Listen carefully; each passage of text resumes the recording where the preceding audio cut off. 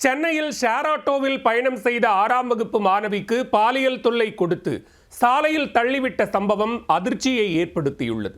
அத்துமீறிய auto ஓட்டுநருக்கு மாவு கட்டு போடப்பட்டுள்ளது. நடந்தது என்ன?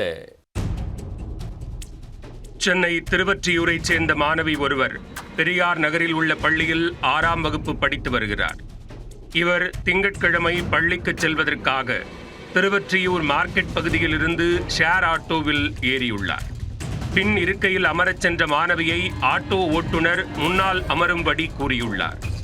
சிறிது தூரம் சென்றதும் அருகிலிருந்த மாணவியிடம் ஓட்டுநர் பாலியல் சீண்டலில் ஈடுபட்டதாக கூறப்படுகிறது.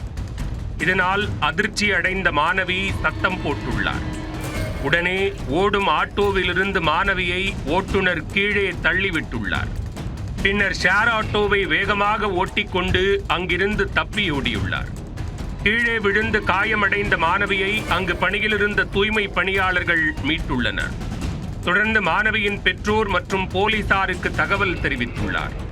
சம்பவ இடத்திற்கு விரைந்து வந்த திருவொற்றியூர் போலீசார் சிசிடிவி கேமரா காட்சிகளை ஆய்வு செய்துள்ளனர். அதன் மூலம் ஷேர் ஆட்டோவின் நம்பரை கண்டறிந்து மொத்த ஜாதகத்தையும் போலீசார் திரட்டியுள்ளனர். அதில் மாணவியிடம் அத்துமீறிய ஷேர் ஆட்டோ ஓட்டுநர் மணலி பெரிய மாத்தூரைச் சேர்ந்த சண்முகம் என்பது தெரிய வந்தது.